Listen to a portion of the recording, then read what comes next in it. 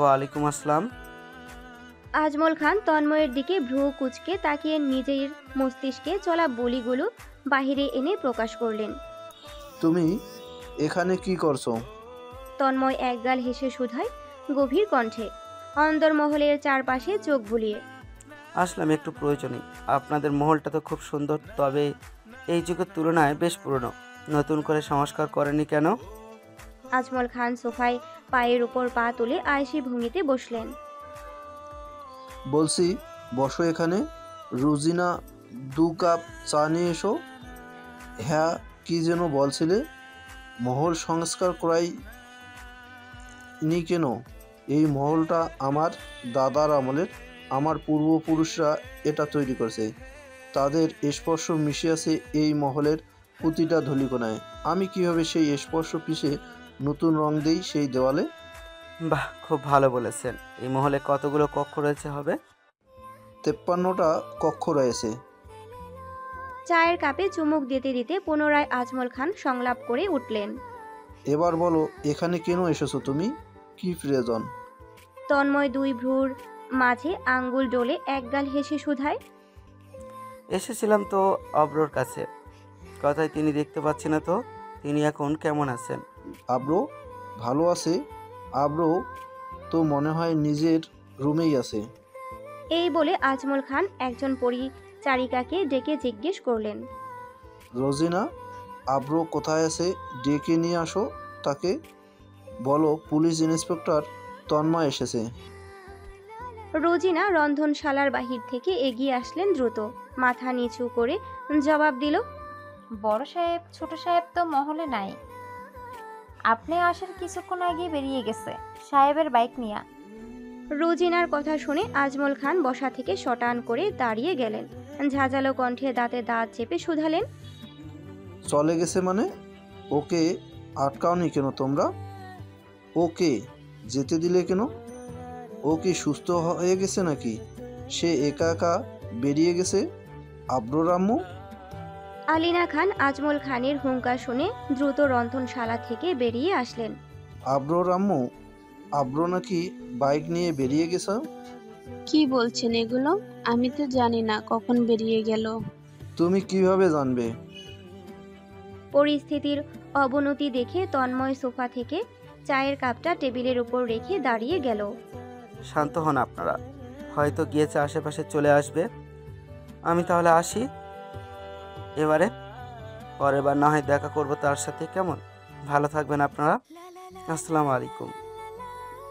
এই বলে তন্ময় হাতে থাকা সানগ্লাসটা চোখে পড়ে নেয় এবং অন্দরমহল থেকে বেরিয়ে আসে।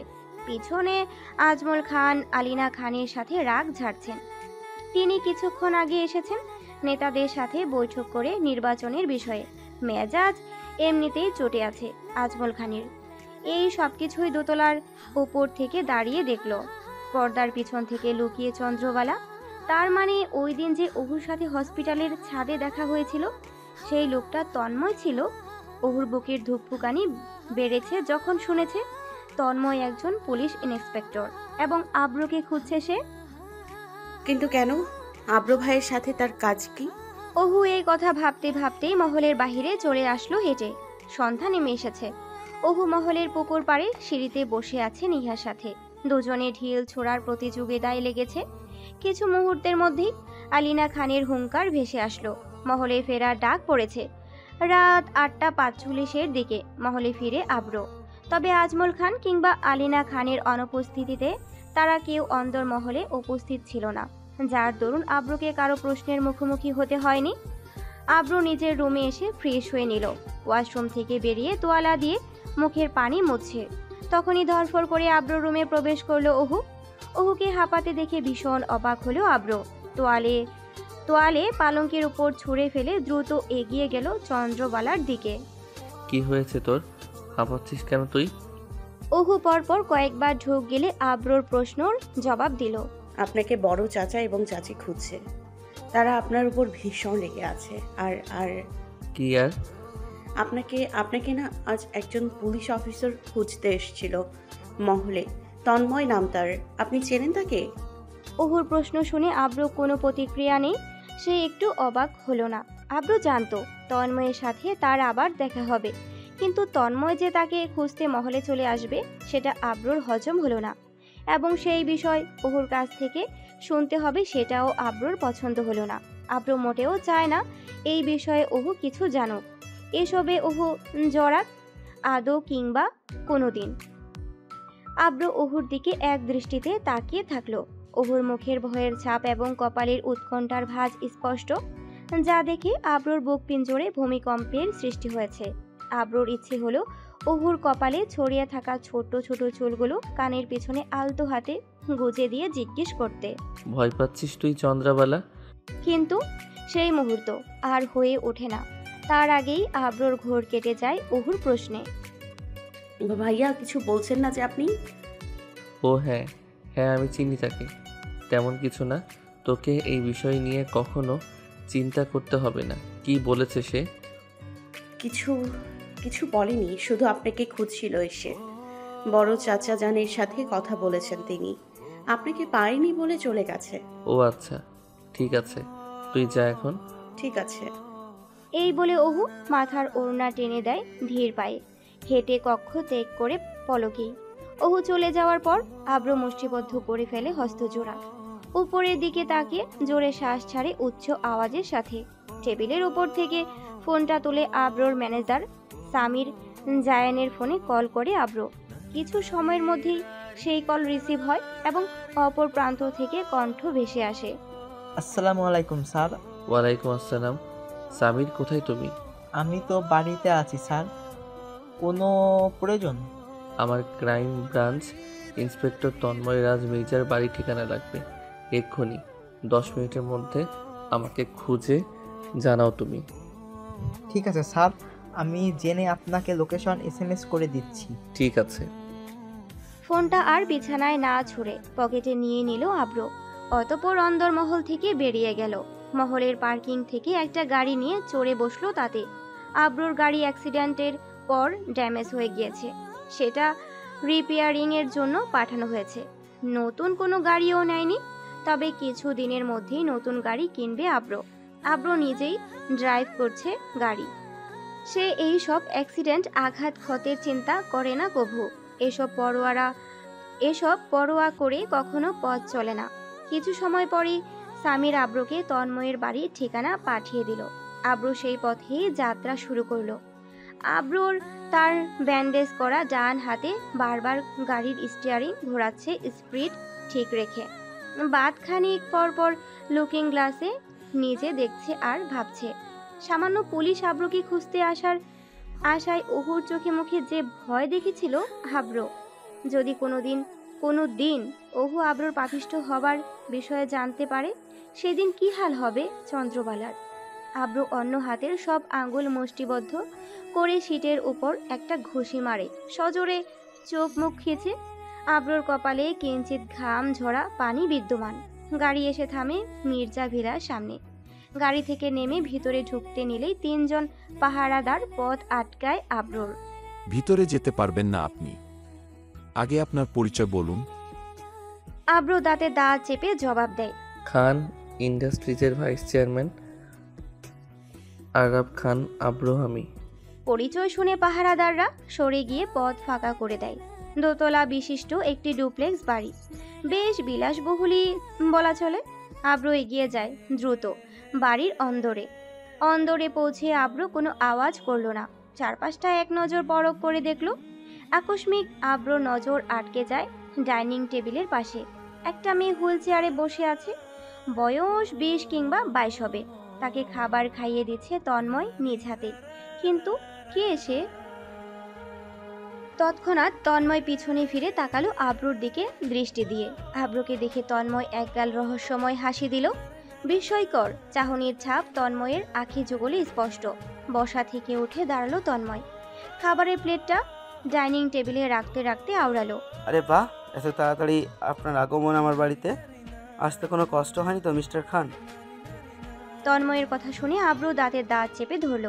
তন্ময় সেই দৃষ্টি পরখ করলো, তবে সেই প্রতিচ্ছবি এড়িয়ে হুইল চেয়ারে বসা থাকা মেয়েটিকে গ্লাস দিয়ে পানি খাইয়ে দিল।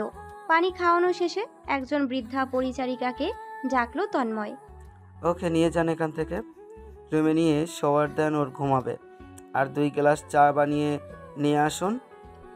বৃদ্ধা মহিলাটি তন্ময়ের বুলিতে মাথা নাড়ায়। হুইল চেয়ারে বসে থাকা মেয়েটিকে নিয়ে স্থান ত্যাগ করে পলকেই। অতঃপর তন্ময় আবারও বুলি ছুঁড়ে। বসুন এখানে মিস্টার খান, আমি হাত ধুয়ে আসছি। এই বলে তন্ময় ভেসিনে হাত ধুতে চলে গেল। আব্র সোফায় গিয়ে বসলো। পুনরায় চারপাশটা অতি শুকনো নজরে পরখ করতে লাগলো। দেয়ালে ঝুলছে একটা ছবির ক্যানভাস, যেখানে তন্ময় হুইল চেয়ারে বসা সেই মেয়েটি এবং একজন বৃদ্ধা লোক রয়েছে। আব্রর উৎকণ্ঠার রেশ কাটে তন্ময়ের বুলিতে। ওই ছবিতে তাকিয়ে কি দেখছেন আপনি? ছবির বৃদ্ধা লোকটি এবং ওই মেয়েটিকে। তন্ময় গম্ভীর কণ্ঠে জবাব দিল আব্রর প্রশ্নের। ছবিতে থাকা লোকটি আমার বাবা, যিনি 2 বছর আগে গত হয়েছেন। আর যেই মেয়েটিকে দেখছেন সেটি আমার ছোট বোন, যে জন্ম থেকেই শারীরিকভাবে অসুস্থ। বাবার মৃত্যুর পরে প্যারালাইসিস হয়ে গিয়েছে তার শরীর। আমার মা আমার বোনকে জন্ম দিতে গিয়ে মৃত্যুর কোলে ঢলে পড়েছিল 21 বছর বয়সে। তাই ওর সব দেখাশোনা আমি করি। আমি ছাড়া ওর কেউ নেই পৃথিবীতে। বড্ড ভালোবাসি আমি তাকে। এই অফিস থেকে ফিরে আমি তার সেবা করি, আর যেদিন ফিরতে পারে না সেই দিন সে আমার জন্য অপেক্ষা করে থাকে। এতটুকু বলে তন্ময় একটা দীর্ঘশ্বাস ছাড়ল। আব্রর বেশ খারাপ লাগলো তন্ময়ের জীবনী শুনে। তবে এই খারাপ লাগা আব্রর বক্ষপিঞ্জরে বেশিক্ষণ স্থায়ী হলো না, কারণ সে তো নিজেই কত কত মায়ের বুক খালি করেছে এই পর্যন্ত। কত ভাইয়ের বোনকে তার পাপের রাজত্বে নিয়ে অনাচার করিয়েছে, নাম না জানা ঠিকানায় তাদের পাঠিয়েছে। সেই ভাবনার জগৎ ছেড়ে আব্র শুধায়। আজ মহলে কেন গিয়েছিলেন আমাকে খুঁজতে? হ্যাঁ, গিয়েছিলাম খুঁজতে, তবে আপনি ছিলেন না। ভাবিনি এতটা উদ্বিগ্ন হয়ে আপনি আমার বাসায় চলে আসবেন। চা নিয়ে এসেছে, নিন চা। আমি চা খাই না। ও সরি, কফি খান নিশ্চয়ই। তাহলে আমি তাই বানিয়ে নিয়ে যেতে বলছি। আমি কফি খেতে আসিনি, আমার সাথে আপনার কি কাজ তাই জানতে এসেছি। ঠিক প্রশ্ন।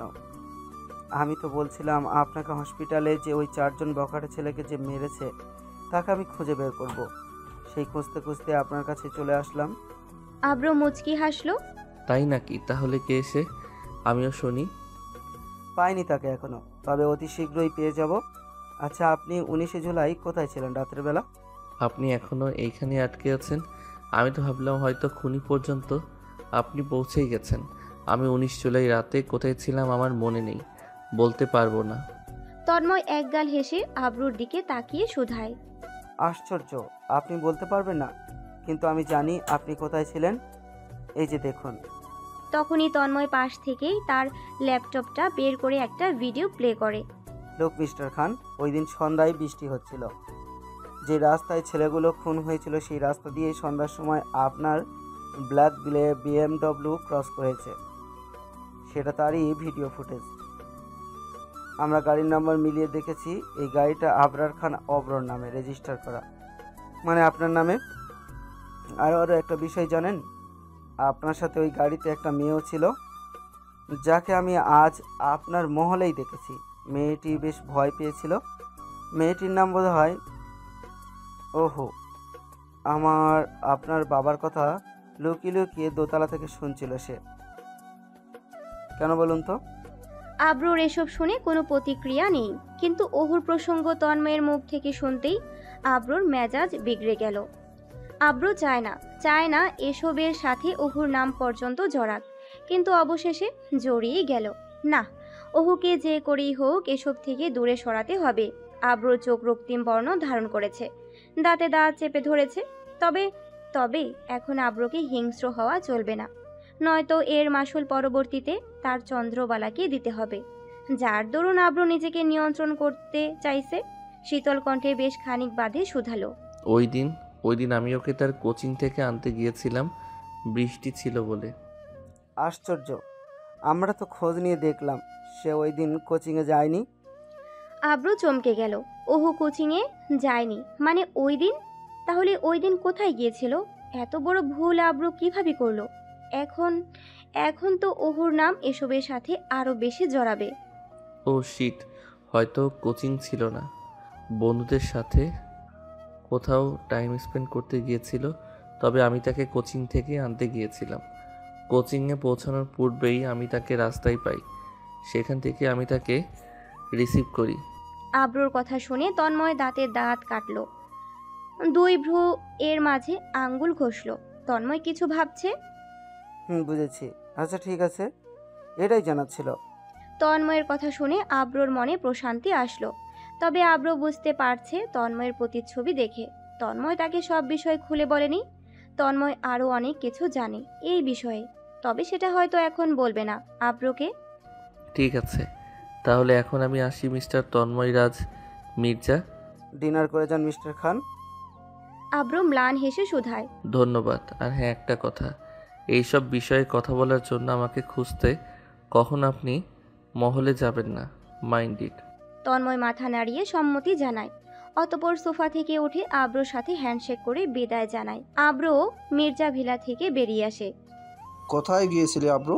তুমি কি সুস্থ হয়ে গেছো নাকি? যদি কোথাও যাওয়া প্রয়োজন হয় তাহলে ড্রাইভার নিয়ে যাও সাথে করে, একা যাও কেন?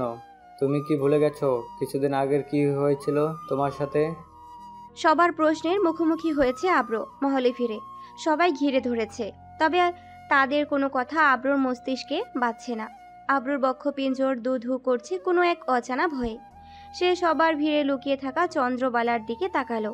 চন্দ্রবালাকে দেখতেই আব্রুর বুকের ধুকপুকানি আরও বেড়ে গেল। কিন্তু কেন? আব্রু কি ভয় পাচ্ছে তার চন্দ্রবালাকে নিয়ে? কি হবে তার চন্দ্রবালার? সবাইকে অবাক করে দিয়ে আব্রু অন্দরমহল থেকে হেঁটে দ্রুত নিজের রুমে চলে আসলো। সবাই হা করে তাকিয়ে থাকলো আব্রুর এরকম কাণ্ডে। আব্রু রুমে আসার পর দরজা লক করে দেয়, পালঙ্কের উপর ধপাস করে চিত হয়ে শুয়ে পড়ে। চোখ বন্ধ করে কপালে সজোরে দু হাত চেপে ধরে। ভীষণ হাঁসফাঁস লাগছে আব্রুর। পরদিন।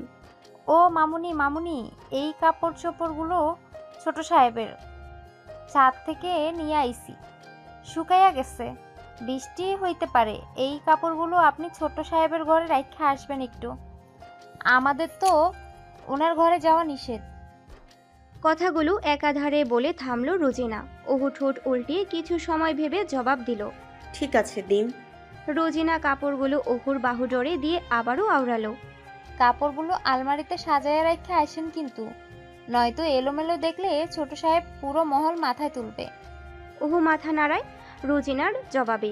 কাপড়গুলো নিয়ে ধীরে ধীরে হেঁটে আব্রুর শয়নকক্ষে নিঃশব্দে প্রবেশ করে ওহু। রুমে ঢুকে দেখে আব্রু আধশোয়া হয়ে বসে ফোন চাপছে।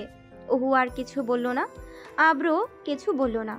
ওহুর হাতের কাপড় চোপড় দেখে বুঝতে পারলো এগুলো রাখতে এসেছে। কালকের কথাও আব্রু এড়িয়ে গেল, জিজ্ঞেস করতে চাইল না। ওই দিন কোচিং না করে ওহু কোথায় গিয়েছিল? এখন জিজ্ঞেস করলে হয়তো ওহুর সন্দেহ হবে, তাই আব্রু নিজেই সে খোঁজ নিয়ে নেবে। ওহু আলমারি খোলে, শার্ট প্যান্টগুলো একে একে ভাঁজ করে সাজিয়ে রাখলো। অতঃপর আলমারির দরজা লাগিয়ে দিল। হঠাৎ নিচের দিকে তাকাতেই ওহুর দৃষ্টি আটকে গেল। কিছু একটা ছোট প্যান্টের মতো পড়ে আছে ফ্লোরে, হয়তো জামা কাপড় গোছাতে গিয়ে ভুলবশত পড়ে গেছে। ওহু আগ্রহ নিয়ে নিচ থেকে সেই জিনিসটা হাতে নিল। চোখজোড়া ছোট করে গুটিয়ে দেখতে লাগলো। কি এটা?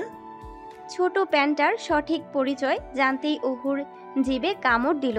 আকস্মিক আব্রু ছো মেরে ওহুর হাত থেকে সেই জিনিসটা কেড়ে নিল। যা পালা এখান থেকে এক্ষুনি। ওহুও চোখ নিচে নামিয়ে ফেললো লজ্জায়। দ্রুত দরজার কাছে হেঁটে চলে আসলো।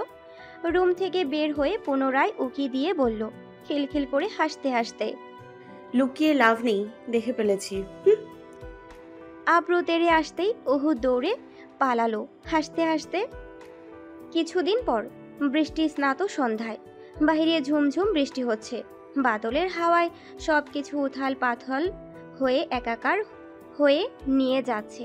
খানমহলের সমস্ত বাতি নিভে গেছে বিদ্যুতের অনুপস্থিতিতে। মোমবাতি জ্বলছে প্রতিটি কক্ষে। তখনই খানমহলের বৈঠকখানায় চায়ের সাথে সভা জমেছে। সেই সবাই মহলের 3 কর্তা এবং তাদের অর্ধাঙ্গিনীরা রয়েছে, সাথে আব্রুও রয়েছে। জরুরি একটা বৈঠক, তাই তো সকলে এই আবহাওয়ার মাঝেও উপস্থিত। সবাই অধীর আগ্রহে অপেক্ষা করছে আজমল খান কেন ডেকেছেন সবাইকে। সকলের উৎকণ্ঠার রেশ কাটিয়ে আজমল খান আওড়ালেন, তোমাদের সবাইকে এখানে ডাকার বিশেষ কারণ আছে। কি কারণ আব্রুর আব্বু? হ্যাঁ ভাইজান, কি প্রয়োজন? আব্রোর অ্যাক্সিডেন্ট হবার আগে আমি তো শিপার বিয়ে নিয়ে কথা বলেছিলাম যে তার বিয়ের ব্যাপারে সম্বন্ধ এসেছে। হ্যাঁ ভাইজান, বলেছিলেন তো। তারপর আপনি এই বিষয়ে কথা আগাননি, তাই আমিও আর জিজ্ঞেস করিনি। তারা কি এই বিষয়ে আবার কথা বলেছে নাকি? আব্রোর অ্যাক্সিডেন্টের আগে যেই বিয়ে সম্বন্ধটি এসেছিল সেটা রাজনৈতিক আমির পরিবার থেকে এসেছিল, তবে এতদিনে বিষয়টা চেপে গেছে তাই আমিও আগ্রহ দেখাইনি। তবে তবে কিছুদিন যাবৎ শিপার বিয়ের একটা সম্বন্ধ এসেছে এবং সেটা খুবই জোরালোভাবে। আমি সেই বিষয় নিয়ে পরামর্শ করার জন্য সবাইকে ডেকেছি। আমি এতদিন ছেলে এবং ছেলের পরিবার সম্পর্কে খোঁজ নিয়ে দেখলাম খুবই ভালো। আমার এই সম্বন্ধে আগানোর মত আছে, তোমরা কি বলো? আব্র চুপচাপ বসে শুনছে, কিন্তু কোনো কথার জবাব দিচ্ছে না। কিন্তু আব্র ব্যতীত আজমল খানের কথার প্রত্যুত্তর সবাই হাসি মুখে দিতে থাকলো। ভাইজান, আপনার যেহেতু পছন্দ হয়েছে সেখানে আমার কোনো কথা নেই, আমি রাজি। হ্যাঁ ভাইজান, আপনার যেহেতু মনে লেগেছে সেহেতু ছেলে ভালোই হবে। ভাইজান, ছেলে কি করে? পরিচয় কি? কোন পরিবারের? ছেলে পাটোয়ারি বংশের, বেশ নামডাক আছে পরিবারের। ছেলের পরিবারের বিরাট ব্যবসা রয়েছে পুরো বাংলাদেশে, এমনকি বিদেশেও। তবে ছেলের ডাক্তার, নাম আসমিন পাটোয়ারি। এ দেশের না কানাডার একটি নামকরা হসপিটালের একজন সার্জন। সে কানাডাতেই থাকে। ছেলে এখন ছুটিতে বাংলাদেশে এসেছে। আরে, এ তো খুব ভালো কথা। ডাক্তার ছেলে আমার খুব পছন্দ। আর আমার মেয়ের ভাগ্যে কিনা অবশেষে ডাক্তারই মিলল। শুক্রিয়া। আপনার কথা শুনে তো ভালোই মনে হলো ছেলেকে। আর আপনি যেহেতু বলছেন নিশ্চয়ই সব কিছু জেনে শুনে ভালোই হয়েছে বিধায় বলছেন ভাইজান। কথাবার্তা আগান তাহলে। দাঁড়াও, এ তো তাড়াহুড়ো করো না। তোমরা যেহেতু মত দিয়েছো তাহলে পরশুদিন ছেলের পরিবার থেকে আমরা আসতে বলি, তারপর না হয় আমরা যাব, কি বলো? তাদেরও তো পছন্দ আছে। ছেলেও আসুক, দেখুক। ছেলের হাতে ছুটিও নাকি কম। যা করার তাড়াতাড়ি করতে হবে আমাদের। তাহলে ভাইজান পরশুদিনই আসতে বলেন, এটা ভালো হবে। সবার মতামত শুনে এবার আব্র মুখ খুলল নিস্তব্ধতা ভেঙে গম্ভীর কণ্ঠে। সবাই এত এগিয়ে যাচ্ছেন, ভালো কথা। তবে তার আগে কি আপনাদের মনে হয় না শিফাকে এই বিষয়ে জিজ্ঞেস করা প্রয়োজন একবার? তার কি মতামত? জীবনটা তারও তো পছন্দ থাকতে পারে, ভালো মন্দ কিছু। তারও তো নিজস্ব একটা মতামত আছে। আব্রুর কথা শুনে সবাই চুপসে গেল। আজমল খান আব্রুর কথায় সম্মতি প্রকাশ করলো। কিছু সময় পর রোজিনাকে পাঠালেন শিফাকে নিয়ে আসার জন্য। সবাই বৈঠকখানায় বসে আছে। শিফা এসেছে, আলিনা খানের পাশেই দাঁড়িয়ে আছে, মাথায় ওড়না টেনে, দৃষ্টি নিচের দিকে সংযত করে। আজমল খান এক গাল হেসে শুধালেন, শিপা আম্মা, এখানে বসো চেয়ারে। তোমার সাথে আমাদের কিছু কথা আছে। শিফা আলিনা খানের পাশেই চেয়ার টেনে বসলো। মাথা এখনো নিচের দিকে দিয়েই তাকিয়ে রয়েছে শিফা। এবার আজমল খান চুপসে গিয়ে আলিনা খান শোধালেন, শিফা মা, আসলে আমরা এখানে তোমার বিয়ের ব্যাপার নিয়ে আলোচনা করছিলাম। তোমার ব্যাপারে ভালো পরিবার থেকে সম্বন্ধ এসেছে। আচ্ছা, তোমার কি কোনো কথা আছে এই বিষয়ে? যেমন ধরো, তোমার কোনো পছন্দ আছে কিনা, কিংবা অন্য কোনো মতামত? আলিনা খানের মুখ থেকে বিয়ের কথা শুনতেই শিফা লজ্জায় মাথা আরও নিচ করে ফেলল। মাথায় ওড়না আরেকটু সামনে টেনে দিল কুমারী। জবান বন্ধ রেখে মাথা নাড়িয়ে না বোধক উত্তর দিল যে না, তার এই বিষয়ে কোনো মতামত নেই। ভেবে বলো মা, যদি তোমার কোনো পছন্দ থাকে তাহলে আমাদের বলতে পারো, আমরা সেটা দেখব। ভয় পাওয়ার কিছু নেই। না কাকিমা, আমার কোনো পছন্দ নেই। মাশাল্লাহ, তাহলে আমরা কথা এগোই। মাশাল্লাহ, মাশাল্লাহ আমার আম্মা। আচ্ছা ঠিক আছে, তাহলে তুমি এবার যাও। শিফার প্রত্যুত্তর শুনে সবাই খুশি হলো। সকলে উষ্ঠাও জোড়া প্রসারিত করে হাসলো, শুধু আব্র ব্যতীত। শিফার প্রত্যুত্তরে আব্র নড়ে বসলো। শিফার জবাব শুনে আব্রর মস্তিষ্কে অন্য কিছু ঘুরপাক খাচ্ছে। দুই ভ্রুয়ের মাঝে আঙ্গুল ঘষল আব্র। তাহলে তো হয়েই গেল। শিফাও যেহেতু রাজি, তাহলে আমরা কথা সামনে আগাই ভাইজান। ঠিক আছে, আমি তাহলে ছেলের পরিবার থেকে পরশু আসতে বলি। তোমরা এ দিকটা সামলাও। বড় আপাকে তো তাহলে কালকে নিমন্ত্রণ দিই আসার জন্য আবরের আব্বু। হ্যাঁ দাও, যা করার করো তোমরা। আমি তাহলে ফুপিকে গিয়ে নিয়ে আসি আজ। আব্রুর কথা শুনে সবাই হতবম্ব হয়ে গেল। চোখ জোড়া ছোট ছোট করে সবাই আব্রুর দিকে সন্দেহভাজন দৃষ্টিতে তাকালো। তোকে কেন যেতে হবে? আপা তো এমনিতেই আসতে পারবে বলল। হ্যাঁ, তা তো আসতে পারবেই, তবে নিয়ে আসলে বিষয়টা ভালো দেখাবে। যেহেতু বিয়ের ব্যাপার, এমনিতেও আমার ফুপির বাড়িতে যেতে মন চাচ্ছে। আজ চলে যাই, কাল না হয় ফুপি, আমি, আসফি সবাই চলে আসবো। আব্রুর কথা শুনেই সবাই বিষম খেলো এক নাগাড়ে। কি বলছে কি এই ছেলে? সে নাকি যাবে তার ফুপির বাড়ি? এই ছেলে তো শেষবার কবে তার ফুপির বাড়ি গেছে তাও মনে নেই কারো। বলে কয়েও তো কখনো পাঠানো গেছে না তাকে। আর আশ্চর্য ব্যাপার, সেই ছেলে কিনা আজ নিজ থেকেই যেতে চাইছে, কিন্তু কেন? ঠিক আছে, বৃষ্টি থামলে যেও, তবে সাবধানে যেও। আর হ্যাঁ, অবশ্যই ড্রাইভার নিয়ে যাবে সাথে করে। আব্রু মাথা নেড়ে সম্মতি জানায়, অতঃপর নিজের রুমের উদ্দেশ্যে হাঁটা ধরে। আব্রুর মুখপানে গম্ভীর্যতা এবং উৎকণ্ঠার ছাপ স্পষ্ট। কিন্তু কেন? ওই শিফা আপু নিচে এত বৈঠক বসেছিল কেন আজ? আর তোমাকে ডেকে নিয়ে গেল কেন? শিভা মাথা নিচের দিকে দিয়ে শীতল কণ্ঠে জবাব দেয়, আমার বিয়ের ব্যাপারে কথা চলছে, সম্বন্ধ এসেছে, সেই বিষয়ে কথা বলার জন্য ডেকেছে। বিয়ের কথা শুনতেই ওহু চিৎকার দিয়ে লাফিয়ে ওঠে, শিফাকে জাপটে ধরে। সত্যি আপু, সত্যি সত্যি? শিফার বাহুতে ঝাঁকিয়ে অট্টহাসিতে মেতে। আরে ইস, কি মজা হবে! তা না না না না না, অনেক মজা করব আপু, তোমার বিয়েতে অনেক মজা করব। হয়েছে হয়েছে, এবার থাম, আস্তে চিল্লা, সবাই শুনতে পাবে তো। শুনুক, আমার বোনের বিয়ে, আমি চিল্লাবো না তো কে চিল্লাবে? আরে বিয়ে তো এখনো ঠিক হয়নি, আমাকে মনে হয় দেখতে আসবে, তারপর না হয়। শোনো আপু, বড় চাচা যান যেহেতু বলেছে, তাহলে যারা দেখতে আসবে তার সাথেই তোমার বিয়ে হবে, দেখে নিও। এই বলে ওহু খুশিতে চেঁচামেচি করতে থাকে। ওহুর সাথে নিহাও যোগ দেয়। আব্রু তার নিজের রুমে বসে আছে, ল্যাপটপে জরুরি কাজ দেখছে। অ্যাক্সিডেন্ট হবার পর থেকে অফিসে যাওয়া আর হয়নি আব্রুর। মহলে বসে সমস্ত জরুরি মিটিংয়ে জয়েন করেছে, সব কাজ পরিচালনা করেছে। হঠাৎ আব্রুর ফোন বেজে ওঠে। ফোন হাতে নিয়ে দেখে ডেভিড কল করেছে। কল তুলতেই ডেভিড উদ্বিগ্ন হয়ে আওড়ায়, কোথায় থাকো তুমি? ঠিকমতো কল রিসিভ করো না, আর ওইখান দিয়ে আমার অবস্থা খারাপ হয়ে যায়। কথাগুলো ইংরেজি থেকে বাংলায় অনুবাদ করা।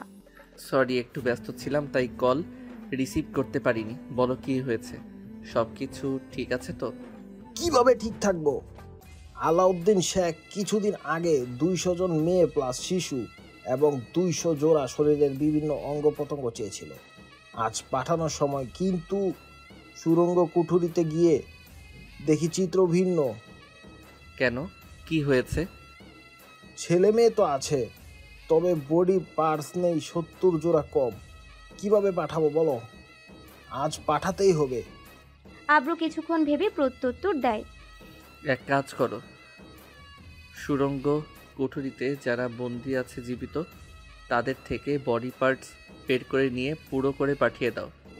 ঠিক আছে, এটাই জানার ছিল, রাখি। ফোনটা কেটে দিয়ে আব্রু একটা দীর্ঘশ্বাস ছাড়ে। জানালার বাহিরে তাকিয়ে পরখ করার চেষ্টা করে বৃষ্টি থেমেছে কিনা।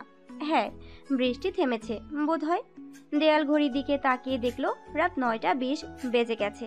চট করে পালঙ্ক ছেড়ে নেমে দাঁড়ালো আব্রু। ওয়াশরুমে চলে গেল ফ্রেশ হয়ে নিতে। রাত 9:40। আব্রু তৈরি হয়ে নিচে নামছে আশাবদের বাড়ি যাওয়ার উদ্দেশ্যে। আম্মা, আমি আসি তাহলে। ঠিক আছে, সাবধানে যাস।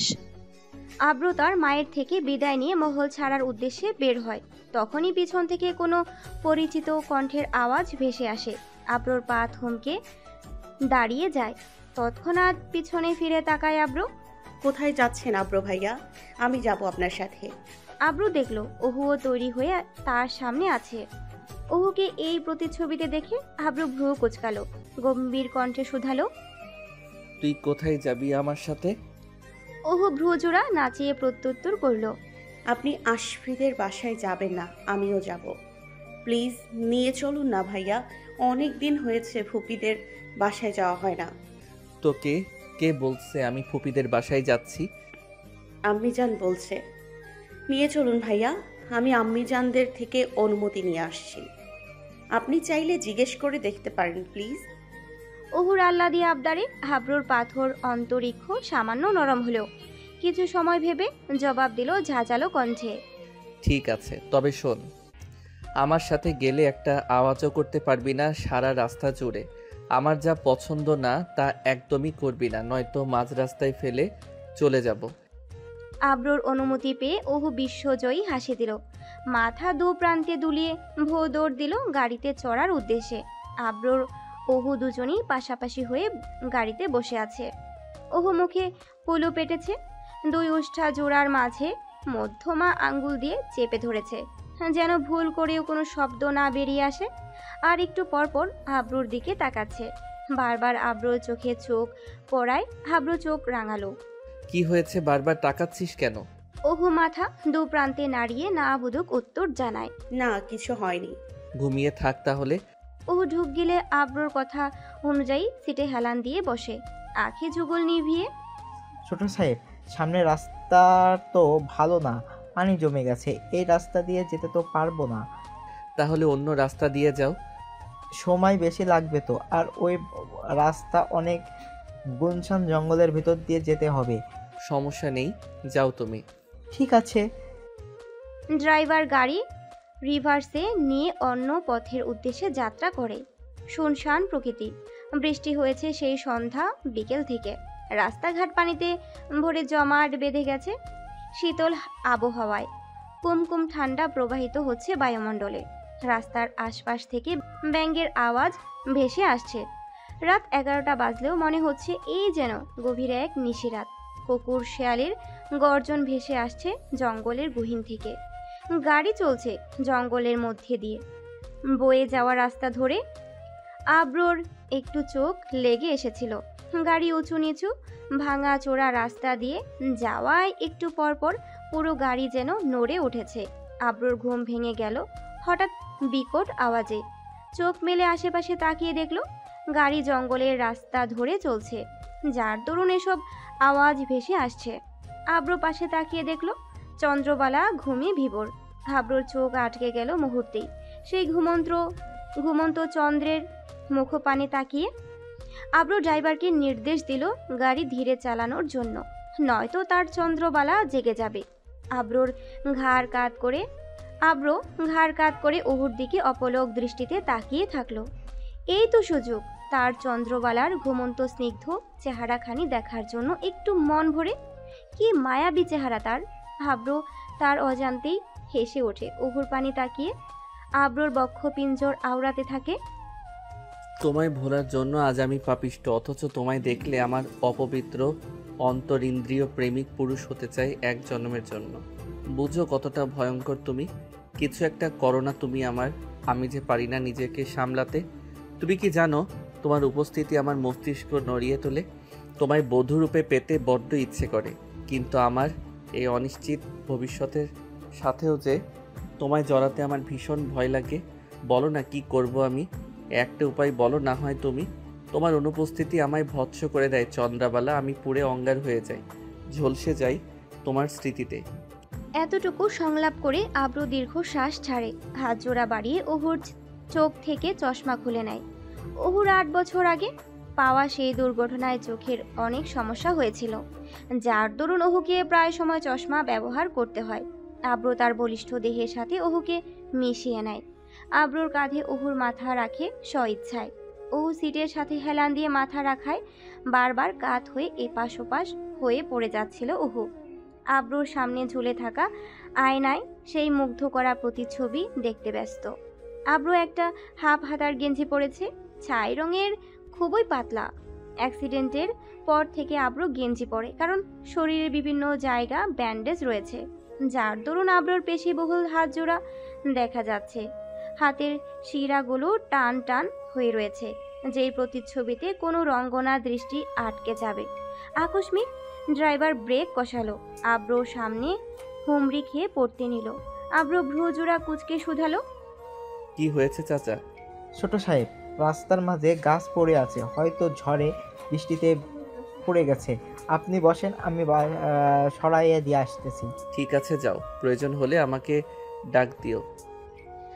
ড্রাইভার গাড়ি থেকে নেমে যায়। আব্র সেই সুযোগে চন্দ্রবালার কপালে ছোট্ট একটা চুমু খায়। ওহু ঘুমের মধ্যে নড়ে চড়ে বসে।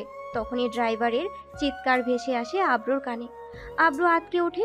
হঠাৎ কি হলো? চিৎকার বেশ উচ্চ স্বরেই ছিল। ওহুও কিছুটা সজাগ হয়ে গেছে। আব্রো দ্রুত ওহুকে নিজের কাঁধ থেকে সরিয়ে সিটে হেলান দিয়ে বসালো। গাড়ির দরজা ঠেলে আব্রো তড়িঘড়ি করে বের হলো, গাড়ি লক করে কি হয়েছে দেখার জন্য। গাড়ি থেকে নেমে বাহিরের প্রতিচ্ছবি দেখে আব্রোর মাথায় আকাশ ভেঙে পড়ল। ড্রাইভার চাচার গলায় ছুরি ধরে দাঁড়িয়ে আছে এক লোক, মুখ ঢাকা তার। আরেকজন পাশেই রামদা নিয়ে দাঁড়িয়ে আছে, তার মুখও গামছা দিয়ে পুরো ঢাকা।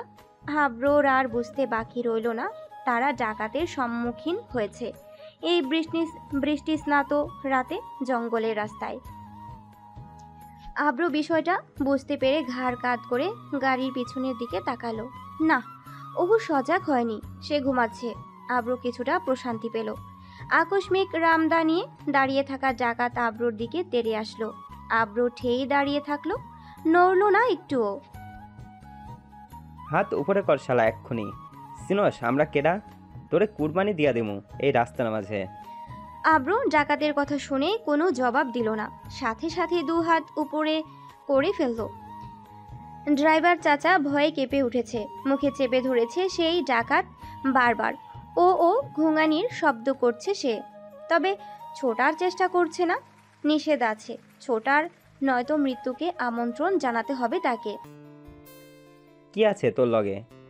আমাকে দে, বেশি তেনাম করলে এই রামদা দিয়া এক কোপে তোর কল্লা ফেলাই দিমু, তাড়াতাড়ি বের কর। আব্রু এবারও কোনো জবাব দিল না। পকেট থেকে আইফোন আর মানি ব্যাগ বের করে আলতো হাতে সঁপে দিল ডাকাতের কাছে। আব্রুর চোখে মুখে ভয়ের কোনো ছাপ নেই, সে সাধারণভাবেই দাঁড়িয়ে আছে, বারবার ঘাড় কাত করে গাড়ির দিকে তাকাচ্ছে শুধু। ওহু উঠে পড়েছে না তো? ডাকাত মানি ব্যাগ চেক করে অনেক টাকা ক্যাশ পেল, সাথে লাখ টাকার 2টা ব্যাংকের চেক।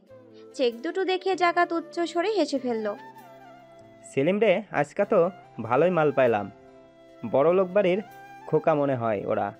অপর প্রান্তের ডাকাত কিছুটা দ্বিধা দ্বন্দ্বের মধ্যে আছে আব্রুর দিকে তাকিয়ে, তাই বেনামি ডাকাতের কথা তার মস্তিষ্কে ঢুকলো না। কিরে কথা কস না কে সেলিম? গাড়িটা একটু চেক করে লই নাকি খোকা?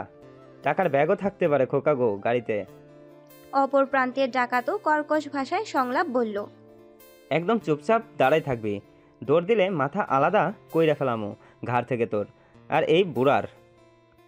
এই বলে ড্রাইভারের গলায় জোরালো ভাবে ছুরি ঠেকালো। আব্রো নড়ল না, কিন্তু গাড়ি চেক করার কথা শুনতেই আব্রোর চোয়াল খেচে আসলো, চোখ মুখ রক্তের রং ধারণ করতেই লাগলো। আব্রো কিছু বলার আগেই বেনামি ডাকাত বিস্ময়কর দৃষ্টিতে আওড়ালো মাথায় হাত দিয়ে। হায়রে সেলিম, এ তো দেখি খোকার গাড়ির ভিতরে পরি নিয়ে আইছে, কি সুন্দর লাস্ট সময় রে। দেখাই তো জিভে জল চলা আসতেছে। কি খোকা, এ মা কই থেকে নিয়ে আসছো? ফুর্তি করার জন্য নিয়ে যাইতেছিলা মনে হয়।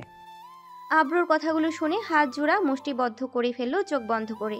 না, এবার আর আব্রোর পক্ষে চুপ করে দাঁড়িয়ে থাকা সম্ভব না। তার কলিজায় হাত দিয়ে ফেলেছে তারা, তার চন্দ্রবালার দিকে কুদৃষ্টি দিয়েছে তারা। এতক্ষণ ওহুর জন্য চুপ করেছিল, কারণ সে ঘুমাচ্ছে। এই ডাকাতদের মধ্যে পড়লে সে ভয় পেয়ে যাবে, চেঁচামেচি করবে। আব্রো হিংস্র হওয়ার আগেই সেলিম নামের ডাকাত থতমত খেয়ে বলে ওঠে, দাঁড়া দাঁড়া, এই পোলারে তো আমি দেখছি মনে হয়, চিনা চিনা লাগতেছে। এর ছবি যেন কিছুদিন আগে আমি পত্রিকায় দেখছিলাম, অ্যাক্সিডেন্ট করছিল। নেতা আজমল খানের পোলা মনে হয়। অপর প্রান্তের ডাকাত আব্রুর পরিচয় জানতে পেরে ভরকে গেল। কি কস? ভালো মতো দেখ, ঠিক মতো কইতাছস তো? আজমল খানের তো বিরাট জমিদার লোক। হ ভাই, ভালো মতোই দেখছি। এরে বাঁচাইয়া রাখা যাইব না, খান কোম্পানির মালিক হয়। ওরে ছাড়লে আমগো ছাড়বো না, ওরে এক্ষুনি উধাও করে দিতে হইব ভাই। বেনামি লোকটি আব্রুর 2 হাত টেনে পিছনে নিয়ে পিঠের সাথে চেপে ধরল। আব্রু আটকালো না, কারণ পাখি নিজের যে তার জালে ধরা দিয়েছে। তাইলে ওর জঙ্গলের ভিতর নিয়ে চল, ওইখানে ওর খেলা খতম কইরা দেই। এই ড্রাইভাররা কি করবো ভাই? বেনামি ডাকাত কিছু সময় ভেবে আওড়ালো। ওরে সাইরা দে, খোকার মৃত্যুর দায় ওর উপরেই চাপাই দিমু। ভিতরে তো লাস্ট সময়ই আছেই, আর ওর খেলা খতম কইরা দিয়া ওরে নিয়ে যাবো আমাকে আসতে নাই। আব্রু দাঁতে দাঁত চেপে ধরলো, মনে মনে আওড়ালো, শান্ত হ আভ্র, শান্ত হ। না, না চাইলেও সে এখন কিছু করতে পারবে না। সেলিম নামের ডাকাতটি ড্রাইভারকে ছেড়ে দেয়। শয়তানি হাসি দিয়ে চোয়াল জোড়া শক্ত করে শুধায়, বুড়া তুই বাইচা গেলি, আবার বাঁচলিও না। ড্রাইভারকে ছেড়ে দিয়ে আব্রুর কাছে এসে সেলিম আব্রুকে আবারও শক্ত করে চেপে ধরে। চল জঙ্গলের ভিতরে চল শালা। আব্রুকে টানতে টানতে জঙ্গলের ভেতর নিয়ে যাচ্ছে ডাকাত দুটো। কিন্তু আশ্চর্যের বিষয়, আব্রু তাদের সাথে তাল মিলিয়ে হেঁটে যাচ্ছে। যাওয়ার পূর্বে পেছনে ফিরে ঘাড় কাত করে ড্রাইভারকে উদ্দেশ্য করে শীতল কণ্ঠে এই প্রথমবারের মতো আওড়ালো আব্রু। চাচা আপনি এখানেই থাকেন, কোথাও যাইয়েন না। ড্রাইভার কোনো জবাব দিল না। তিনি মাটিতে বসে আছেন। ভয়ের জ্বরে কাঁপছেন তিনি। বয়স 50+ হবে। তবে মাথা নাড়িয়ে সম্মতি জানালেন আব্রুর কথায়। সেলিম ডাকাত আব্রুর মুখ চেপে ধরল। কথা বলার কারণে সবাই অনেকটাই জঙ্গলের গহীনে চলে এসেছে। ভিতর থেকে শিয়াল কুকুরের উচ্চ ডাক ভেসে আসছে। বিশাল বড় বড় গাছগুলো থেকে বৃষ্টির ফোঁটা পড়ছে। হালকা বৃষ্টিও পড়েছে। ডাকাতগুলো দুই পাশ থেকে আব্রুকে ধরে রেখেছে। না, জঙ্গলের অনেকটাই ভিতরে চলে আসছে। আব্রু এবার সজাগ হলো। এক পা বাড়িয়ে চলার পথে বেনামি ডাকাতের সাথে পায়ে পা লাগালো। তটস্থ ডাকাত টাল সামলাতে না পেরে হোঁচট খেয়ে পড়ে গেল মাটিতে। হাত উন্মুক্ত হওয়ায় পাশ থেকে হ্যাচকা টান দিয়ে সেলিম ডাকাতকে সামনে নিয়ে আসলো। তখনই আব্রু হিংস্র বাঘের মতো বেনামি ডাকাতের হাত থেকে রামদা নিয়ে কিছুটা হাওয়া উড়ে এক কোপে সেলিম ডাকাতের ঘাড় থেকে মাথা আলাদা করে ফেলল। ফিনকি দিয়ে রক্ত বের হতে লাগলো। কলকল শব্দের মতো যেন রক্ত প্রবাহিত হওয়ার আওয়াজে ভেসে আসলো। রক্ত চারপাশে ভেজা মাটিতে ছড়িয়ে পড়ল। সেলিম কিছু বলার কিংবা বোঝার সুযোগই পেল না। এই অন্ধকার জঙ্গলে সেই দৃশ্য চাঁদের আলোতে পরখ করলো বেনামি ডাকাত। আব্রু তার গলায় পা দিয়ে সজোরে চেপে ধরল। রক্তাক্ত রামদা হাত থেকে ছুঁড়ে ফেলে দিল। পরনে থাকা গেঞ্জিটা আব্রু খুলে ছুঁড়ে একটা ঝোপের উপর ফেলল। মুহূর্তেই এই অন্ধকার নিশি রাত্রিতে আব্রুর বলিষ্ঠ দেহ বাহিরে বেরিয়ে আসলো। ক্ষুধার্ত বাঘের মতো হিংস্র হয়ে উঠল। চক্ষুদয় লাল রক্তের মতো লাল হয়ে আছে। চোয়াল জোড়া খিচ্ছে, দাঁতে দাঁত চেপে। আব্রুর উন্মুক্ত বলিষ্ঠ বুক দেখে ডাকাত ঢোক গেল। ভয়ে ভয়ে আওড়ালো, কে তুই? আব্রু হিংস্র জানোয়ারের মতো দাঁত চেপে উত্তর দিল, ডাবল এ আমি, সিক্রেট মাফিয়া। আব্রুর অবিশ্বাস পরিচয় শুনে ডাকাত কালেমা পড়ল। সে বুঝে গেল আজকেই তার এই দুনিয়া ছাড়তে হবে। আব্রু ডাকাতের এক পা গলায় আর এক পা বুকের উপর দিয়ে বসলো তার বুকের উপরই। পাশ থেকে সেলিম ডাকাতের ছুরিটা উঠিয়ে ছুরির আগা দিয়ে আব্রু তার নিজ কপালে ঘষতে লাগলো। বেনামি ডাকাত দু হাত জোড়া করে ক্ষমা চাইতে লাগলো আকুতি মিনতি করে। আমারে ক্ষমা করে দে বাপ, আমার ভুল হয়ে গেছে, তোর পায়ে পড়ি, আমারে জানে মারিস না, আমার ছোট ছোট দুটো মেয়ে আছে। আব্রু শয়তানি হাসি হেসে ওঠে ওষ্ঠ জোড়া চেপে। ঘরে বউ বাচ্চা থাকার পরেও তুই অন্য মেয়ের দিকে কুনজর দিস? ছু ছু, ভেরি ব্যাড। তুই কি মনে করিস ক্ষমার যোগ্য তুই? তোদের রক্তের নদীতে গোসল করানোর ইচ্ছে ছিল না, কারণ তোদের রক্তের নদীতে ভাসাতে হলে আমাকেও ভাসতে হবে। সে আবার রক্ত দেখলে ঠিক থাকতে পারে না। আজ যার কারণে তোরা বেঁচে যাচ্ছিলি, অবশেষে তোরাই তাকে কটাক্ষ করলি। বাপ আমার ভুল হয়ে গেছে, মাফ করে দেন, আপনার গোলাম হয়ে থাকবো সারা জীবন। আমাদের একটা নীতি আছে জানোস, আমাদের অনিচ্ছা কিংবা নিয়মের বাহিরে গিয়ে যদি কেউ আমাদের পাপিষ্ট হওয়ার সত্যিটা জানতে পারে, তাহলে তাদের নাই করে দেওয়া আমাদের জন্য ফরজ হয়ে ওঠে। আব্রু ছুরি দিয়ে বেনামি ডাকাতের গালে ঘষতে থাকে। হঠাৎ আব্রু ক্ষিপ্ত হয়ে ওঠে আহত ভাগের মতো। কি যেন বলছিলি? তোর জিভে জল চলে আসে, আজ তো ওই জিভ আমি কাটবো।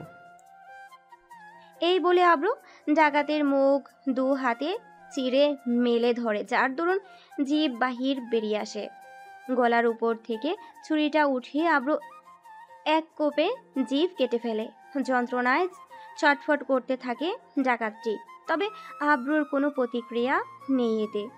সে আর সময় না নিয়ে পরপর কয়েকবার ছুরি ঢুকিয়ে ডাকাতের বুক পিঞ্জর ছাড়খাড় করে দেয়। ভাত ভাঙার মতো রক্ত প্রবাহিত হতে থাকে পুরো শরীর থেকে। আব্রু বুকের উপর থেকে নেমে দাঁড়ালো, ম্লান হাসি হাসলো। আব্রু আর অপেক্ষা না করে রামদা আর ছুরি হাতে নিয়ে কিছুটা হেঁটে একটা ছোট্ট খালের সামনে পৌঁছায়। খালের মধ্যে রামদা আর ছুরি ফেলে দিয়ে নিজেও রক্তাক্ত হাত ধুয়ে নেয়। অতঃপর ফিরে এসে ঝোপের উপর ফেলা গেঞ্জিটা তুলে আবারও বলিষ্ঠ দেহ ঢেকে নেয়। যাওয়ার সময় ডাকাতের পকেট থেকে নিজের ফোন আর মানিব্যাগ নিতে ভুলে না আব্রু। সাধারণভাবে হেঁটে জঙ্গলের বাহির থেকে বেরিয়ে আসে। ড্রাইভার গাড়ির মধ্যে গিয়ে চুপচাপ করে বসে আছে। হঠাৎ আব্রুকে জঙ্গল থেকে বের হতে দেখে ড্রাইভার নিজের চোখ ডলে বড় বড় করে তাকিয়ে দেখে যা দেখছে সে এটা কি সত্যি নাকি। আব্রুর শরীর ভেজে আছে, বিশেষ করে গেঞ্জিটা। আব্রু নিঃশব্দ গাড়ির দরজা খুলে ভেতরে চড়ে বসে। শীতল কণ্ঠে জবাব দেয়, চাচা গাড়ি স্টার্ট দেন। ড্রাইভার ঢুক গেলে, আপনি আবার কাউকে ফোন দিয়ে এসব বিষয়ে বলেননি তো? না না না না ছোট সাহেব, আমার ফোনেও ওরা নিয়ে গেছে আপনি গাড়ি থেকে নামার পূর্বে। ঠিক আছে, যাও তুমি এবার। আর শুনো, এই ঘটনা ভুলে যাও, এতে তোমারই মঙ্গল হবে। ড্রাইভার চাচা মাথা দুলায়। আব্রু ঘাড় কাত করে অহুর দিকে তাকায়। দেখলো অহুর ঘাড় অপর প্রান্তে হেলে আছে। তন্দ্রায় বিভোর হয়ে আব্রু আলতো কাঁধ হাতে পুনরায় অহুর মাথা আব্রুর কাঁধে রাখলো বাঁকা হেসে। গাড়ি এসে থামে তালুকদার বাড়ির সামনে। তালুকদার বাড়িতে পৌঁছানোর আগের আব্রু আশাফকে কল করে জানিয়ে দেয় উপস্থিত থাকার জন্য বাড়ির সামনে। গাড়ি থামতেই আব্রু দরজা ঠেলে বাহিরে বের হয়। অহু এখনো ঘুমাচ্ছে, তাই আব্রু অহুকে কোলে তুলে নেয় ঘুমের মধ্যেই। আশাফ তালুকদার বাড়ির সদর দরজা খুলে দেয়। আব্রু অহুকে নিয়ে অতিথিশালার কক্ষে নিয়ে শোয়ায়। আশাফ এগুলোর কিছুই বুঝতে পারল না। আশাফ কিছু বলতে নিলেই আব্রু নিজের দুই উষ্ঠা জোড়ার মাঝে মধ্যমা আঙুল চেপে চুপ করার সতর্ক বার্তা জানায়। আশাফ চুপসে যায়। অহুকে শুইয়ে দিয়ে আব্রু একটা কম্বল টেনে দেয় অহুর উপর, কারণ বৃষ্টি হাওয়ায় বেশ শীতল আবহাওয়া। অতঃপর আশাফ আব্রু দুজনেই রুম থেকে বেরিয়ে আসে। বের হতেই আশাফ গড়গড় করে বলতে থাকে, কি হয়েছে ভাই, হঠাৎ আজ এভাবে আমাদের বাড়িতে, তাও কাউকে না জানিয়ে? আর তুই এরকম কাক ভেজা হয়েছিস কেন? তেমন কিছু না, রাস্তা পানির কারণে জ্যাম হয়েছিল, তাই জঙ্গলের রাস্তা দিয়ে আসতে হয়েছে, নয়তো আরও আগে চলে আসতাম। জঙ্গলের রাস্তা দিয়ে আসছিস, কিন্তু ওই রাস্তা তো ভালো না, ডাকাত আক্রমণ করে। কোনো সমস্যা হয়নি তো আসতে তোর? আব্রু ম্লান হেসে আশাফের কাঁধে চাপড়ায়। না, কিছু হয়নি। বুঝলাম, কিন্তু না বলে হঠাৎ এভাবে আসলি? আমি একাই আসতাম, ওহু বাইনা ধরেছিল, তাই নিয়ে আসলাম। ছাদে চলো বলছি। আশাফ আব্রু ছাদের কার্নিশ ঘেঁষে দাঁড়িয়ে আছে। কি হয়েছে এবার বল। শিফাকে কাল পাত্রপক্ষ দেখতে আসছে। আশাফের বুক পিঞ্জর মোচড় দিয়ে ওঠে এই সংলাপ শুনে। অস্পষ্ট বর্ণ আওড়ায় তৎক্ষণাৎ। তুই মজা করছিস? আব্রু দীর্ঘশ্বাস ছাড়লো, আশাফের কাঁধ চাপড়ালো, আওড়ালো, না সত্যি ভাই, পরশুদিন শিফাকে দেখতে আসছে। আশাফ দূরে সরে গেল আব্রুর থেকে। এক নজরে তাকিয়ে থাকলো আব্রুর দিকে চেয়ে। আব্রু চোখ নামিয়ে ফেললো পরক্ষণেই। ভয় পাস না, শোন। আশাফ চোখ মুখ খিচে চিৎকার দিয়ে ওঠে, হাঁক ছুড়ে। কি শুনবো? হ্যাঁ, তুই কি জানিস না? এই, তুই কি জানিস না আমি শিফাকে ভালোবাসি? তাহলে তুই কিভাবে বলতে পারলি পরশু শিফাকে দেখতে আসবে, আর তুই সেটা আমাকে এসে বলতেছিস? আব্রু আশাফের চিৎকার শুনে নারাজ হলো। আশাফকে কিছু না বলতে পেরে ছাদের কার্নিশে সজোরে একটা ঘুষি দিল। আশাফ আঁতকে উঠল। আব্রু হাতের আঙ্গুল তাক করে আশাফকে বলে ছুড়ল, আমি জানতাম তুই শুনে ঝামেলা করবি, তাই আমি এখানে নিজেই চলে আসছি তোকে জানাতে, আর তুই আমার উপরে রাগ ঝাড়ছিস। আশাফ দমে গেল। মুহূর্তেই রক্তচক্ষুদয়ে পানি টলমল করতে লাগলো। কাদো কাদো কণ্ঠে থমকে গেল, বলল, ভাই তুই তো জানিস আমি ওরে ভালোবাসি। এখন থেকে না, সেই ছোটবেলা থেকে। ওর পড়াশোনা শেষ হওয়া পর্যন্ত আমি আটকে ছিলাম, নয়তো কবেই আম্মাকে এই বিষয়ে জানিয়ে আমি বিয়ের প্রস্তাব পাঠাতাম। এখন তুই বলতেছস ওরে পরশুদিন দেখতে আসমু? তাহলে কি করবো আমি, তুই বল না। আব্রু দমে গেল, চোখ বন্ধ করে মেজাজ নিয়ন্ত্রণ করতে চাইল। কিছুক্ষণ আগে ঘটে যাওয়া ঘটনার জন্য আব্রু ক্ষিপ্ত, চোখ মেলে সংলাপ করল। তুই শান্ত হ, দেখতেই তো আসছে এখনো কিছু ঠিক হয়নি। শিফাকে দেখে যাক, তারপর আমি নিজেই বিষয়টা দেখব। আব্রুর জবাবে আশাবের অশান্ত মন স্থির হলো না।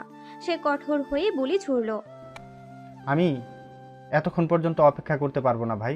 আমি এখনই আম্মাকে গিয়ে বলবো সব। যদি আম্মা রাজি না হয় তাহলে আমিই মামাকে বলবো, আমার কোনো ভয় নাই। আব্রু কপাল চাপড়ালো, দাঁতে দাঁত লাগিয়ে শব্দ করলো, দীর্ঘশ্বাস ছেড়ে আশাপের কাঁধে হাত দিল, অতঃপর শীতল কণ্ঠে আওড়ালো। শোন, আমার কথা ঠান্ডা মেজাজে শোন। এখন বললে ঝামেলা হবে। তুই তো বাবার রাগ সম্বন্ধে জানিসই। তিনি এক কথার মানুষ। ছেলের বাড়িতে উনি কথা দিয়ে ফেলেছেন, ওনাদের পরশুদিন আসতে বলছে। এখন যদি তুই এই ব্যাপারটা বলিস তাহলে এখানে একটা ঝামেলার সৃষ্টি হবে। বাবা রেগে যাবেন, কারণ ওনাকে কথার খেলাপ করতে হবে, যা তিনি কখনোই করবেন না, পৃথিবী উল্টে গেলেও। তাহলে আমি কি করব এখন? চুপ করে বসে থাকবো তুই বলছিস? আপাতত চুপ থাক। তোকে তো আমি দেশে আসার আগেও বলেছিলাম বাড়িতে বলে দে বিষয়টা, তুই তো চুপ করে থাকলি। এখন শিফাকে দেখে যাক, তারপর তুই নিজে সবার আগে শিফার সাথে কথা বলবি। শিফা আর তুই এক হয়ে বাবাকে বিষয়টা বলবি ফুপিকে দিয়ে। যখন বাবা এবং সবাই দেখবে তোরা দুজনেই রাজি, তখন সবাই রাজি হবে, বুঝলি? আব্রুর উপযুক্ত যুক্তি শুনে আশাব চুপসে গেল, তবে মনের মধ্যে দহন জ্বলছে তীব্রভাবে। ভীষণ বুক পোড়াচ্ছে আশাফের। তার শিফা কলি কে অন্য কেউ দেখতে আসবে, কিন্তু কি আর করার, আপাতত অপেক্ষাই করতে হবে তাকে। আব্রু এবং আশাব দুজনেই ছাদের কার্নিশের উপর উঠে বসে আছে আর সিগারেট টানছে একাধারে। ঘুরি ঘুরি বৃষ্টি পড়ছে, বেশ সুন্দর একটা পরিবেশ। এই পরিবেশ নিতান্তই আব্রুর ভালো লাগে, তবে সময়ের সাথে সাথে বৃষ্টির বেগ বেড়ে গেল। ছাদের অবস্থান করা আর সম্ভব হলো না। ছাদ থেকে নেমে আসলো দুজনই। আব্রু শাওয়ার নিয়ে নিচ্ছে। আব্রুর শরীর আগে থেকেই ভেজে গিয়েছিল অনেক, তার মধ্যে অনেক ঘটনা ঘটে গেছে। কেমন যেন একটা রক্তের ঘোলাটে গন্ধ ভেসে আসছিল পাপিষ্ঠ পুরুষের শরীর থেকে। সে সেটা নিজেও টের পেয়েছিল, তাই রুমে ফিরে শাওয়ার নিয়ে নিল অনেকক্ষণ যাবৎ। আশাবের থেকে একটা কালো রঙের হাফ হাতার গেঞ্জি নিয়ে বলিষ্ঠ দেহ ঢেকে নিল। অতিথিশালায় পৌঁছেছে আব্রু ওকে দেখার জন্য। ওহু তন্দ্রায় মগ্ন। আব্রু কক্ষে প্রবেশ করতেই কক্ষের বাতি জ্বালিয়ে দিল। বাহিরে মুষলধারে বৃষ্টি হচ্ছে, সাথে দমকা হাওয়া, যার দরুন জানালার পর্দা উড়িয়ে শোঁ শব্দ তৈরি হচ্ছে। আব্রু জানালা লাগিয়ে দিল। পরক্ষণেই ওহুর সন্নিকটে এসে ফ্লোরে নিচে হাঁটু গেড়ে বসল। কিছু প্রহর সময় নিয়ে চন্দ্রবালার দিকে মোহিত দৃষ্টিতে তাকিয়ে থাকলো। এ যেন কোনো এক পাপিষ্ঠ পুরুষের চোখ দিয়ে দেখা সব থেকে শ্রেষ্ঠ মোহনীয় অনুভূতি। দীর্ঘ শ্বাস ফেলল আব্রু। চন্দ্রার মুখে এলোমেলো হয়ে ছড়িয়ে থাকা চুলগুলো আলতো হাতে ছড়িয়ে কানের আড়ালে লুকিয়ে রাখলো। কে যেন বলেছিল, ঘুমালেই একজন মানুষের আসল সৌন্দর্য নাকি ফুটে ওঠে তার প্রতিচ্ছবিতে। তাহলে কি এখন চন্দ্রার সৌন্দর্যের তুলনা হবে না? না, একদমই না।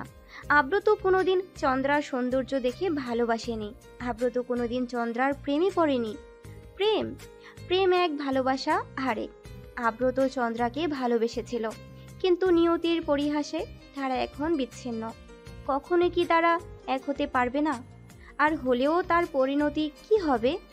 আব্রু উঠে দাঁড়ালো, কিছু বলতে যেও থেমে গেল, যা আব্রুর প্রতিবারই হয়। না, বলতে পারা কিছু কথা দীর্ঘশ্বাসের মধ্যে কবর দেয়। আব্রু বেরিয়ে আসলো ওহুর রুম থেকে। পরদিন। মা, কাল রাতে আব্রো আহু আসছে। হ্যাঁ আব্রু, আম্মু আমাকে সকালে ফোন দিয়ে বলেছে। তুই আমাকে রাতে ডাক দিলি না ওরা যখন আসছে? তোমরা ঘুমিয়েছিলে তাই ডাক দেইনি। আব্রো বাহিরে গেছে হাঁটতে, আর আহু ঘুমাচ্ছে। মামাদের বাড়িতে যেতে হবে নাকি? হ্যাঁ, শিফাকে নিলেন নাকি দেখতে আসবে, আমায় তো বললো যেতে। আশাব চুপসে গেল, প্রত্যুত্তরে শুধু বলল। এই ওহু, ওহু রে, ওঠ না। ওই অহু এরকম ডাক শুনে ধপাস করে ঘুম থেকে উঠে পড়ে। তাকিয়ে দেখে আশফি ডাকছে। পরক্ষণেই অহু কপালের দোপাশ চেপে ধরে ব্যথার কারণে।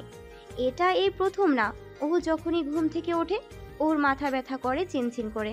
কিছুক্ষণ সেই ব্যথা স্থায়ী থেকে আবার নিজে নিজে সেরে যায়। আশফি সাইড টেবিল থেকে চশমা তুলে অহুকে পরিয়ে দেয়। অহু অবতল লেন্সের চশমা ব্যবহার করে। 8 বছর আগে সেই অনাকাঙ্ক্ষিত ঘটনার পর থেকে প্রায়, আবার সব সময় না, যখন মাথা ব্যথা করে কিংবা পড়াশোনা করার সময়, রাতে হাঁটাচলা করার সময়। বেলা কয়টা বাজে, তুই যে এখনো ঘুমাচ্ছিস? অহু কিছুটা চমকে যায়। আশফির কথার কর্ণপাত করে না, তার মস্তিষ্কে অন্য প্রশ্ন আওড়াচ্ছে। অহু তো কাল গাড়িতে ঘুমিয়ে পড়েছিল, তাহলে এখানে কিভাবে আসলো? কে নিয়ে আসছে এখানে কিভাবে? আশফি ভ্রু কুচকায়। অহুর মাথায় গাঁটটা মেরে বলে, কি বলছিস তুই? মাথা ঠিক আছে? তুই আর আব্রু ভাই যে আসবি কালকে, আগে বললি না কেন? অহু আশফির দিকে ড্যাব ড্যাব করে চেয়ে থাকলো নির্বোধের মতো। আশফি হাসলো, আওড়ালো, এবার ওঠ, আম্মু তোকে ডাকছে ব্রেকফাস্ট করার জন্য। আমরা কিছুক্ষণ পরেই রওনা দেব। অহু বসেই থাকলো। আশফি পুনরায় জবাব কষলো, নে তারা দে, ওঠ অহু, নয়তো আব্রু ভাই এসে তোকে চড়াবে, পরে বুঝিস। আব্রুর নাম শুনতেই অহু বিছানা ছেড়ে উঠে পড়ে। আর না দাঁড়িয়ে ওয়াশরুমে ঢুকে পড়ে ফ্রেশ হতে। অহুর কাণ্ড দেখে আশফি দাঁত কেলিয়ে হাসতে শুরু করে। অহু সকালে নাস্তা খেয়ে তৈরি, সিঁড়ি বেয়ে উপরে উঠছে তৈরি হবার জন্য। সে একাই নাস্তা করেছে বসে, কারণ সবাই তার আগে খেয়ে চলে গেছে। সিঁড়ির রেলিং ধরে উপরে উঠছে অহু। তখনই দেখলো আব্রু আশাফের রুম থেকে বেরিয়ে আসছে। অহু দ্রুত পা চালিয়ে উপরে উঠল বলতে বলতে। অহুর আওয়াজ কানে আসতেই আব্রুর পা থেমে গেল। পিছনে তাকিয়ে দেখলো অহু তার দিকেই হেঁটে আসছে। আব্রু ভ্রু কুচকালো। কিছু প্রহরের ব্যবধানে আব্রুর নিকট অহু পৌঁছালো। আব্রুর কঠোর বলি, কি হয়েছে, ডাকছিস কেন? অহু সোজা সাপটা উত্তর দিল, একটা প্রশ্ন জিজ্ঞেস করার ছিল। জবাব আসলো, কি বল? আমি তো কাল রাতে গাড়িতে ঘুমিয়ে পড়েছিলাম, তাহলে আমাকে এই বাড়িতে নিয়ে আসলো কে? আব্রু দাঁতে দাঁত চাপলো, আওড়ালো, তোকে আসার সময় কি বলেছিলাম? অহু ঠোঁট উল্টালো, কই কি বলেছিলেন? কেন বলি নাই আমার সাথে আসলে বেশি পকর পকর করতে পারবি না? তাহলে এখন এই প্রশ্ন জুটলো কেন? বলেছিলেন, কিন্তু আমি তো কাজের কথাই জিজ্ঞেস করছি। চলুন না, আমি অহু পুরো কথা শেষ না করতেই আব্রু ভ্রু উচালো চোয়াল চেপে। অহু ঢুক গেল, জোরপূর্বক খিলখিল করে হাসলো। আমি তো মজা করছিলাম। ঠিক আছে ঠিক আছে, জানা লাগবে না। এই বলে অহু ভো দৌড়। চোখের পলকে আব্রু এক গাল রহস্যময়ী হাসি দেয় অহুর ছুটে যাওয়া দেখে। সবাই তৈরি হয়ে নিচ্ছে খানমহলে যাওয়ার উদ্দেশ্যে। ঠিক তখনই ঘটে বিপত্তি। মুষলধারের বৃষ্টি বাধা হয়ে আসে সবার পথ অবরুদ্ধ করার জন্য। সকাল 10টা, দুপুর ছুঁই ছুঁই, কিন্তু আকাশের দিকে তাকালে মনে হবে এত সন্ধ্যার আকাশ। বাহিরে ঝড় বয়ে সব লন্ডভন্ড করে দিচ্ছে। সবাই তৈরি হয়ে সোফায় বসে আছে। আব্রু ফোন চাপছে সোফায় বসে। সে ডেভিডের সাথে জরুরি মেসেজ করছে। অন্যদিকে আশাব গালে হাত দিয়ে চোখ বন্ধ করে বসে আছে। তার মাথায় অনেক কিছু বাজে চিন্তা ঘুরপাক খাচ্ছে। কি হবে পরবর্তীতে? আশাব আবার দেরি করে ফেলেনি তো? শিফা আবার অন্য কারো হয়ে যাবে না তো? এসব ভেবে নিজেকে নিজেই ধিক্কার জানাচ্ছে। অপর প্রান্তে অহু এবং আশফি বসে ফুসুর ফাসুর করছে। ভালো লাগছে না এখানে বসে থাকতে, ইচ্ছে করছে বাইরে গিয়ে ভিজতে বৃষ্টিতে। পাগল হয়ে গেছিস? দেখছিস না আব্রু ভাই এখানে আছে, তোর ফালুদা বানাবে। অহু আশফির কথা শুনে ঠোঁট উল্টায়। আহা, আমি কি ভয় পাই নাকি ওনাকে? আচ্ছা তুই ভয় পাস না? একদমই না। আমি হলাম বীর সাহসী কন্যা। ও বাবা, তাই নাকি? তাহলে একটা পরীক্ষা হয়ে যাক, কি বলিস? নিশ্চয়ই। তুই কি আমার সাহস নিয়ে প্রশ্ন করছিস? না না, আমি জানি তুই অনেক সাহসী। এক কাজ কর, ওই যে দেখছিস না আব্রু ভাই ফোন চাপছে। দেখছি তো। তো তুই একটা সাহসী কাজ করবি। ধীরে ধীরে পেছন দিক দিয়ে আব্রু ভাইয়ের কাছে যাবি, তারপর ঢুস করে ওনার হাত থেকে ফোনটা ছিনিয়ে নিবি। অহু আশফির কথা শুনে চমকালো, বেশ ভয়ও পেল। তবে সেই ভয় লুকাতে ব্যস্ত অহু। এটা তো সহজ, তুই অন্য কিছু দে। এটা তো আমি চুটকি মেরে করে দিব।